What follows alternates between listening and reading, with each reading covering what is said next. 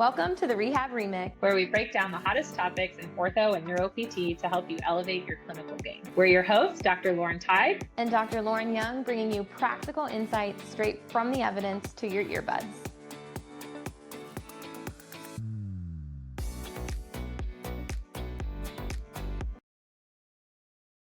You know what time it is? The mic is on, the vibes are right, and we're diving back in. This is where research meets real life and voices from the field bring it all into focus. Let's dive in. Hi, everybody. Today we have a special guest with us to talk about risk management in the PT profession. Please welcome Dr. Mike Uzar. We are so excited to have him with us today. A little bit about Mike. So Mike has worked as a physical therapist assistant and physical therapist for over 10 years combined, and since has transitioned into roles as clinical risk manager and risk and insurance manager with experience working with acute care hospitals, ambulatory practices, urgent care settings, and home health agencies. Mike is the founder and principal consultant for Rehab Risk Consulting, an independent consultancy focused on providing fractional risk management to businesses and education to clinicians and students.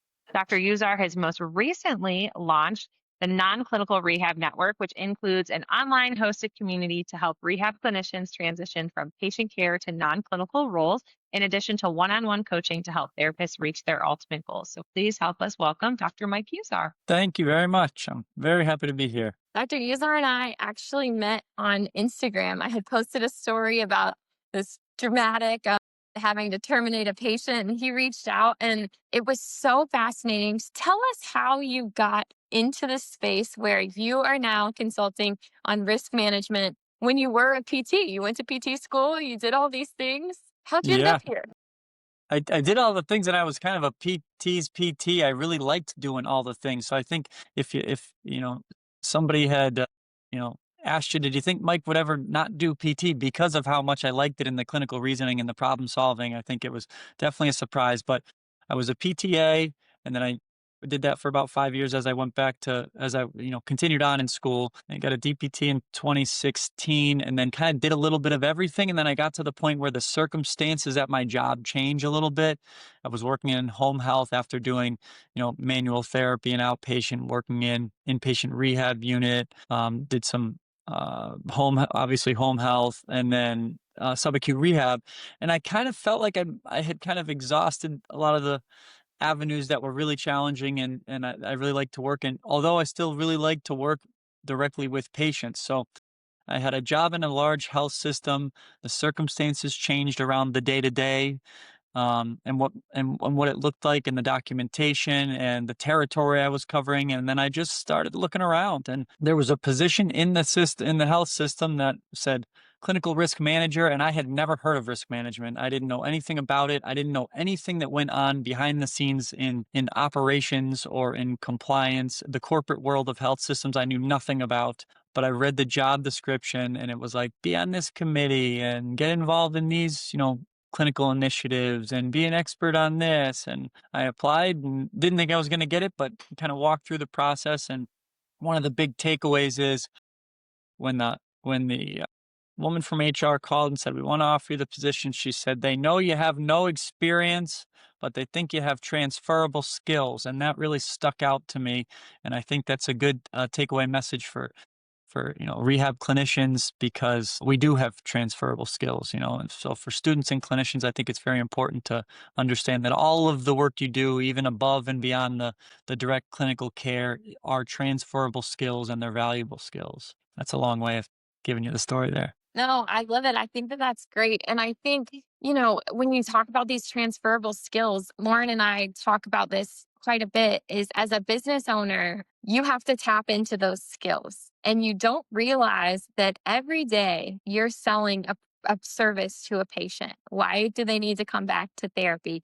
You've got soft skills of communication, being able to read body language, and all of those things make you a good clinician. But then you have to use your PT skills. And so there's like this huge amount of information that we use that's not necessarily things that you learn in PT school. There's skills that you develop over time. Once you're here, like, what did you see that's different, or that maybe we don't talk about in the PT world that you've now experienced being on the other side in that non-clinical space? Yeah, I think that there's just like a whole nother world that's like, especially if you're working in like a large health system or doing large organization work as a rehab clinician. I mean, we're so focused on our patients, and rightfully so, because that's where our obligation lies, is, therapist to their patient, and within our team and within our department. But there's so much that goes on behind the scenes in larger organizations, and even in small clinics. If you go out and you work in a clinic, and maybe it's you were just hired on, you got one or two other PTs, but there's a PT who's treating half time and they're the owner of the clinic. There is so much that's going on that they're doing on the day to day that's keeping that clinic afloat. And I think where it becomes relevant for students getting their first job, or clinicians early on in their career, and they're going through that process of getting a job and the negotiation of it, is to try to understand the perspective of the business owner. I think maybe just off camera, we had, touched on how sometimes you can really level up your knowledge, but it doesn't really translate in terms of what your pay is going to, I mean, we're talking about things that, a lot of therapists and students are going to care about, right? The pay. So, you really got to show your value in one way or another. And by understanding the things that matter to whoever's hiring you can be really important, because yes, the clinical skills are very important, because you can grow the reputation of the clinic, or you can make patients better, which we all want to do. But if you can understand a little bit about what the others care about, then I think you've got more leverage, and it's a little bit better negotiation process. Yeah, I think that's huge. I mean, I think just in general, being able to like understand like where the need is and where you can market yourself in that need, but also what you can offer in that market, whether that is someone who is treating patients directly or moving into non-clinical. And I think this conversation is going to be so great because I think a lot of times we are not privy to some of the different opportunities that are out there for clinicians outside of treating patients or being a clinic director or being a director of a clinic and then moving your way up to those things. I just continue this conversation and kind of segueing into that. Mike, do you think our current PT education model prepares students for understanding risk in clinical practice, and why or why not, in your opinion? It's tough for me to tell, and I always hate to say like negative things about the education, but it's been 10 years since I was, in the classroom that way. And I've got, doing a little bit of speaking with some colleges about kind of similar topics in terms of what else is out there, and just understanding that. But to answer your question, no, I don't think. And the proof is that I had no clue about any of this stuff for 5 years of working as a PT and working as a PTA and working in several different roles and understanding a little bit about the billing. I had really no clue that like risk management or quality improvement or performance improvement or patient safety, like I really didn't. And in all of these like kind of smaller certifications that, we talk about the clinical certifications as you get them, they may not directly lead to an increase in how valuable you are at your clinic or an increase in pay. But when you venture into some of these non-clinical certifications, they do kind of present like a gold standard for measuring that you can do a job outside of the direct clinical care. So, I think some of that can be valuable, but yes, there's just a lot out there. And I think the current curriculum, I don't think it really goes into that. I can remember worrying about getting sued about things that now I look back on and be like, that was a waste of time thinking about that. There was no harm to that patient. Yeah, you made an error, but nothing came from it. Like, but I remember stressing about that. So that's kind of part of what I'm doing, is to try to help clinicians very clearly figure out what is a risky situation and what isn't, and where they should invest their time and energy or worry, and where they shouldn't. Yeah. And I love that. And I think a lot of that too, like kind of connects with a lot of the things like ethical practice, like practice guidelines. Like, those are things that I think are discussed, but not truly understood by students. And then when you get into all of that stuff, then it kind of like brings in this component of risk management. And anytime I feel like we have asked students in the past, like, how do you feel about these type of topics? They're like, well, we learned them, but we don't really remember them. Right. Oh And yeah. so I think that's like a big component of it. And also figuring out like when in the curriculum is it most appropriate to talk about all these things. Sometimes they're introduced early on in a curriculum, and then sometimes they're introduced way too late. So it's kind of figuring out this like sweet spot on where the best point of contact is for it and the best delivery model of it, because otherwise it's just going right over students' heads. So I think that's really, really interesting. From your experience, what are the biggest misconceptions PTs have about risk management in health? I think it's tough because, like I said, I didn't really know anything about it. So if I were to just give a high level overview, just, kind of for the listeners here about what the risk management does, the way I look at it for rehab clinicians and rehab businesses is to protect you from three things: liability, so lawsuits, getting sued; your licensure, so the things that you can do in your clinical practice to protect your license. And then a big one, I think, is the reputation. So how you're managing poor outcomes, patient complaints, dissatisfied patients, and how you can really impact your reputation based on how you handle that. And that could be from, if you're a business and you're taking on a student, you're taking on risk with that student, right? There may be some great upside to have them, be able to turn the wheel for you, and maybe they're going to end up working for you, but there can be risk, right? If you've got a patient who comes in and has a bad experience and it isn't handled in a way that's tactful, it can have some negative impacts. I think looking at those kind of three major aspects and having a somewhat of an idea of what are the types of things that could get you sued or could get you in licensure issue or could impact your reputation. So just a general idea of those things I think is helpful for people to know. Mike, And I heard a long time, this is back when I was in school, so about 10 years ago as well.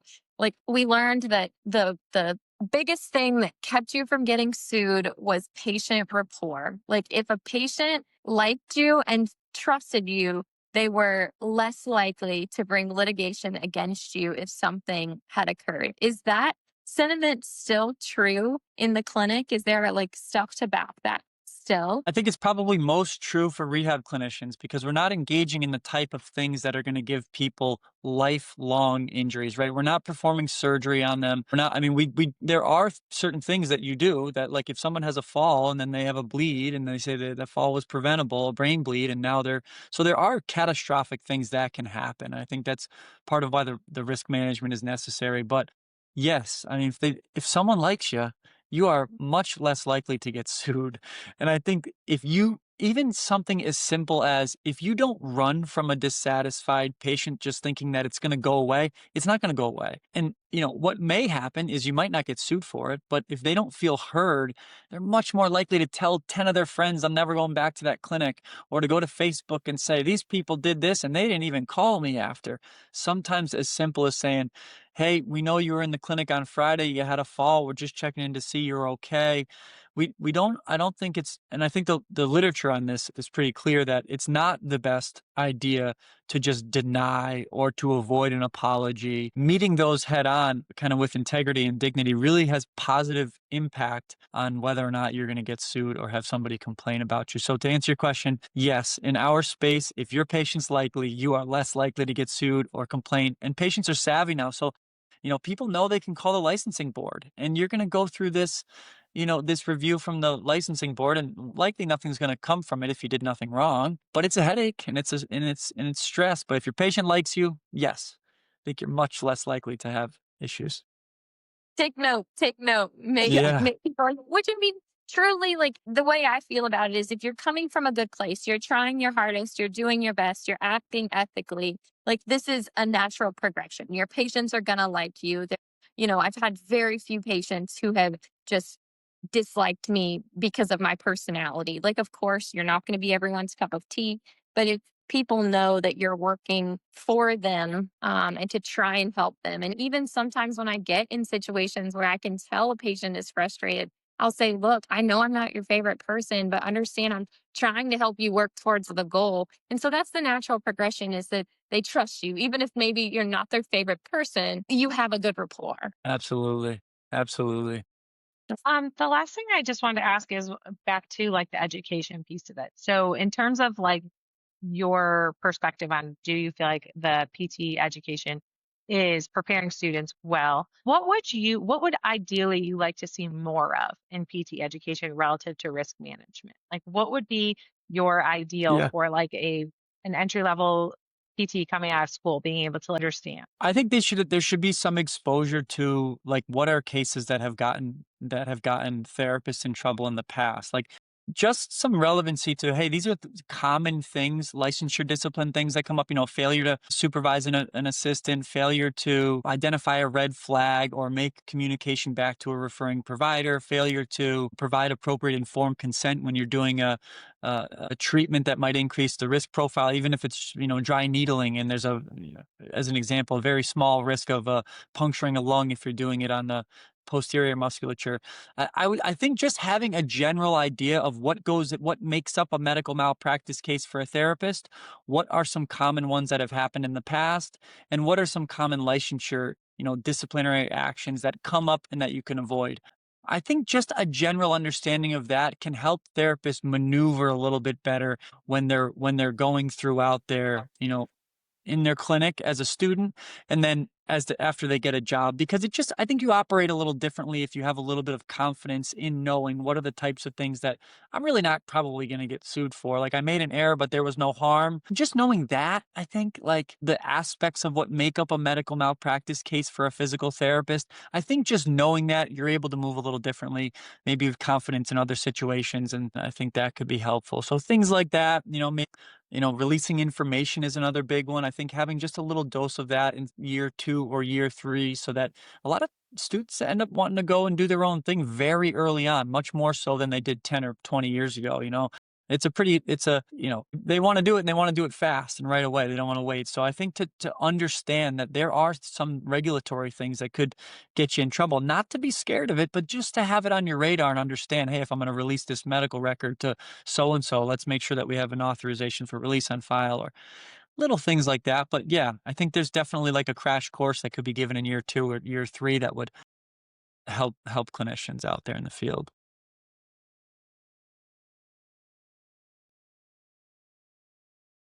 I was going to say, I think it's important to understand the difference between practicing with confidence versus practicing with fear.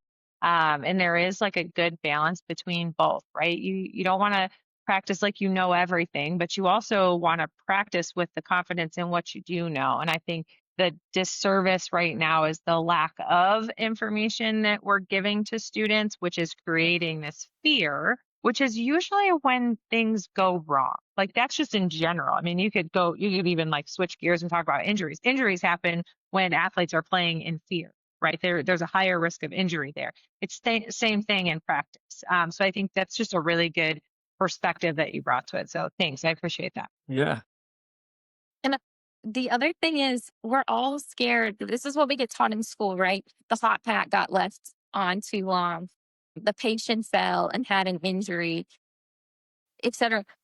But the things that I'm learning now, 10 years out, is I wasn't aware of some of these other things like you're talking about. The release of information. That was always someone who had signed the paperwork in the back. And, you know, I figure it's on file when someone asks for a paper, or, like you're talking about the licensure piece, and is supervision okay? I remember very clearly I was working in a setting, and I was like, reading my practice act. And I was like, I don't think that this supervision is what it needs to be. I was supervising a PTA, and I called the company that I worked for at the time. They had a compliance department, and I was reassured that it was okay.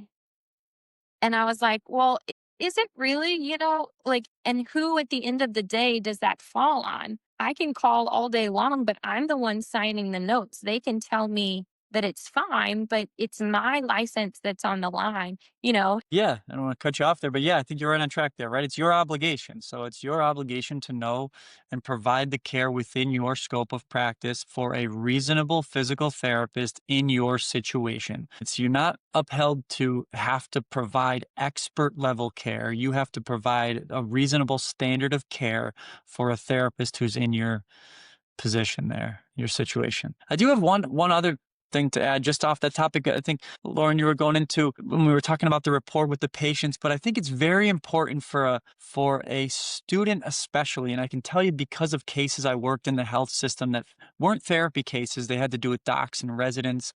but it translates to therapy, is that sometimes the biggest trust builder that you're going to have with a patient is telling them you don't know something. And it is okay to not know, but that you will get the information. A lot of these, we don't need answers right away. It's not, you're not in the ED, bleeding. Like, if you don't know and you tell somebody you don't know, because chances are they're going to know you don't know anyways.